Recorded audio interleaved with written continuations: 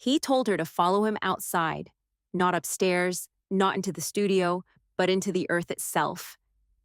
What lay beneath his Hollywood mansion wasn't a wine cellar or a panic room. It was a tunnel, a cold, steel-lined corridor that led to rooms no one was meant to see. Rooms with red lights, chains, cameras, women in masks who didn't speak. And when Cassie finally described what she saw down there in chilling, unshaken detail, the courtroom didn't gasp. It went dead silent. This wasn't about music, or fame, or even love gone wrong. This was control, manufactured silence, something darker than anyone imagined. That's what she said under oath. And if you think that's the worst of it, you're not even close. Because what happens above those tunnels, behind luxury walls and red carpet smiles, might be even more disturbing. You're watching chatter fuse. Don't blink, because what's coming next will stun you. There was a pause, not long enough to be dramatic, just long enough to feel dangerous. Cassie looked at the defense attorney, then at the judge. Then she said one word, quiet, but undeniable. Yes. No one breathed. For years, there'd been whispers, Reddit threads, late-night gossip blogs, even jokes on hip-hop podcasts. People called it conspiracy, a myth, something out of a Dan Brown novel. But in that moment, the myth became a sworn fact, under oath. The prosecution objected. Speculative, irrelevant. A distraction, they said. But the judge let it in. The room tensed. Cassie adjusted in her seat and began to speak. She said it wasn't part of the house. Not exactly. The entrance was outside, disguised beneath heavy foliage near the pool. Not a staircase, not a door. A hatch, covered by leaves, tucked into the landscaping like it was never meant to be found. Underneath that hatch, a slope, then cold concrete stairs, then a heavy steel door. And the deeper they went, the more the temperature dropped. And the more Cassie knew this wasn't some panic room or celebrity bunker. This was something else. She said it smelled like metal and bleach. The walls buzzed with a low hum, not from electricity, but something mechanical. Fluorescent lights flickered above bare walls. The hallway twisted, turned, then twisted again. And by the time she realized she didn't have cell service, it was too late to turn around. She followed Diddy in silence. He was high, mumbling to himself, locked in whatever vision this place was meant to fulfill. Cassie didn't speak, because in his eyes, she said, there was a look. The same one that always meant, don't argue, just obey. And as they passed through the final keypad-locked door, what she saw on the other side would stay with her for the rest of her life. It wasn't a lounge. It wasn't a safe room. It was something far more deliberate. The chamber was large, windowless, and drowned in low red light. Cassie said the walls were padded, not like a studio or a theater, but like an asylum, and in the corners, cameras, mounted, watching, always watching. There was no music, no voices, just the soft hum of machinery and the sterile scent of cleaning chemicals mixed with sweat and something else she couldn't name. On one side of the room sat shelves, properties, coiled ropes, latex suits, wigs, bottles of oil. Everything was pristine, unused, organized like a ritual kit. In the center, leather furniture, low, wide, shaped for compliance, not comfort. And on the ceiling, mirrors. On the floor, mirrors. It wasn't sensual, it was surveillance. She said nothing about it felt spontaneous or wild. This wasn't about pleasure. It wasn't about kink. It was about control. He didn't explain. He didn't introduce anyone. He simply looked at her like she already knew what this place was for. And then, she saw them. Two women. One sitting silently beside a tripod camera, wearing a full mask and wig. The other completely still on a couch, eyes open, not blinking. Neither acknowledged Cassie. Neither moved. And when she asked, Diddy answered in a low voice. They're performers. She wasn't introduced, no names, no context. Just the understanding that she was next. Cassie said she made an excuse. She told him she felt sick, that she needed air. She left the chamber and locked the bedroom door behind her, and hours later, he found her. Calm, unbothered. He looked her straight in the eyes and said, "You didn't see anything. You don't say anything. That place is for me, not you." She never went back down there, but she never forgot it either. Just when the courtroom thought it had heard the worst, Cassie revealed there were more rooms. That first chamber, with the cameras, props, and silence, was only the beginning. Before she left, Diddy showed her 3 others. Not with force, not with threats, just quiet, twisted pride, like he was giving a tour of something sacred. The first room, pitch black, no lights, no furniture, just a bench, chains on the walls, concrete everywhere. Cassie didn't ask questions. She didn't need to. The second was cold and clinical, a bed, a mirror, and a digital panel. No explanation, just that same look in his eyes, like she wasn't meant to understand. And then the third, one chair, bolted to the floor, a box of wires beside it. No screens, no context, just wires. She told him she wanted to leave. He laughed, not loud, just a quiet, dismissive chuckle. "You're not ready," he said.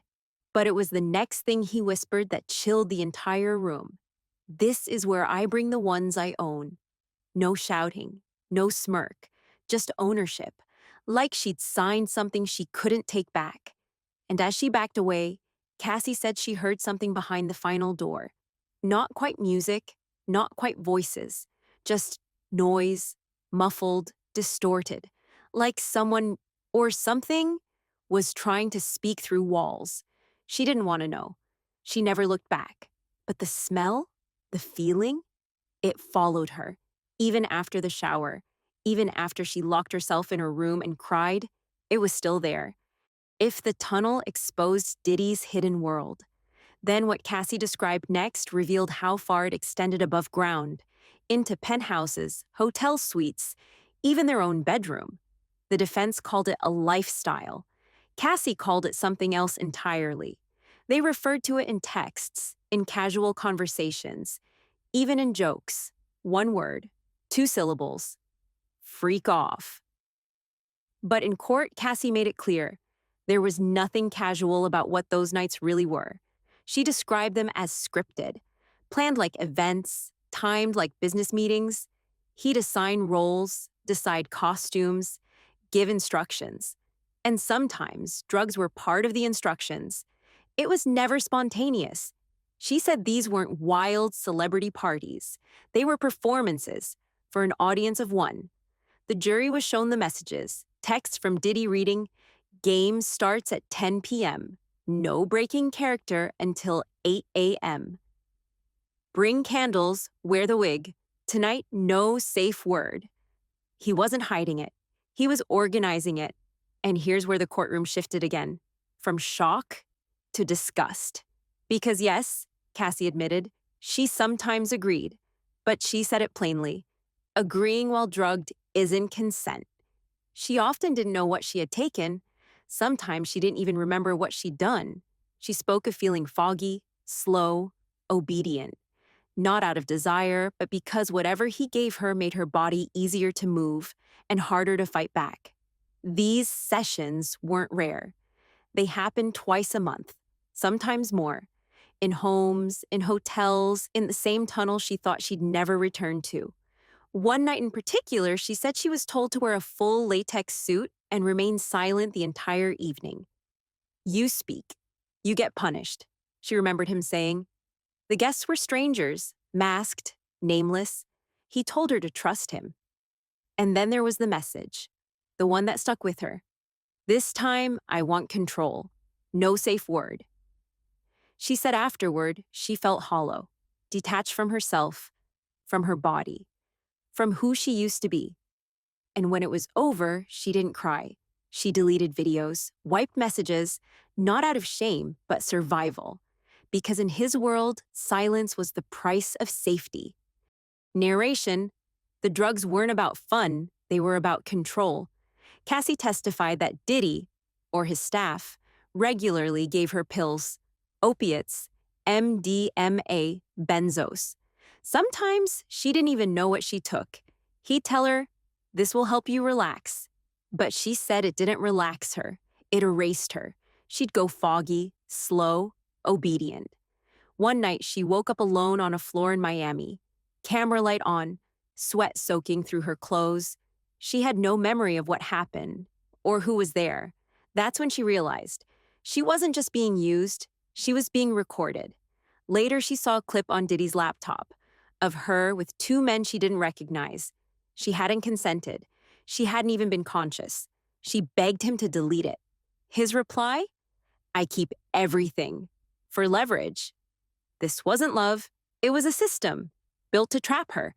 Was she the only one? Cassie didn't even blink. Number, not even close. She said women came and went during those freak-off nights. Some wore masks, some cried. She never asked their names, because in that house, asking was dangerous. She named one, Tiffany Red, a friend who saw too much and later spoke out. Cassie didn't believe her at the time. She does now. But it wasn't just the women who stayed silent. It was the staff. Assistants scheduled the sessions. Drivers brought guests. Security turned away. Cassie remembered waking up mid-session, exposed, only to see a staff member walk in. He didn't flinch, just said, "Sorry, boss," and walked out. When asked why she never said anything, Cassie didn't hesitate. Because he was Diddy, and no one would believe us. The emotional abuse was clear, but then came the bruises. Cassie said Diddy grabbed, shoved, and pushed her during fights. Then came the photos. A deep cut above her eye. From a night he thought she was cheating. Another time, he kicked her in the back after reading a message from Kid Cudi. Cassie confirmed they'd briefly dated. Diddy never let it go. Even when she tried to leave, he made sure she felt watched, tracked, owned. Then she described the moment that silenced the entire courtroom. After one of their worst arguments, he threw her off a boat, picked her up and tossed her into open water. She swam to shore, alone, no police, no statement. And yes, she went back to him. Why? Because I didn't think I was allowed to leave. By the end of her testimony, the courtroom wasn't just silent, it was stunned. Because Cassie Ventura hadn't just pulled back the curtain, she'd ripped it off the wall. Tunnels, chains, cameras, drugs, control. What began as whispers of a toxic relationship unraveled into a decade-long system of dominance, engineered behind red carpets and platinum records. And it wasn't about revenge, or clout, or cash. She already settled the civil case. She already had the NDA offers. But none of that mattered. Because, in her words, "This isn't just about me. It's about every woman who walked into that house and never came out the same." Her final statement wasn't a headline. It was a warning. And while the investigation into Diddy's empire is still unfolding, one thing is already clear. What was once dismissed as rumor now sits on the record, under oath, in a federal courtroom. And for the first time in a long time, it's not him telling the story. You've been watching Chatter Fuse. If you found this story as shocking as we did, hit that subscribe button, drop a like, and tell us in the comments, do you believe this is just the beginning? We'll be here, keeping the receipts. Because in Hollywood, what's buried always finds a way back to the surface.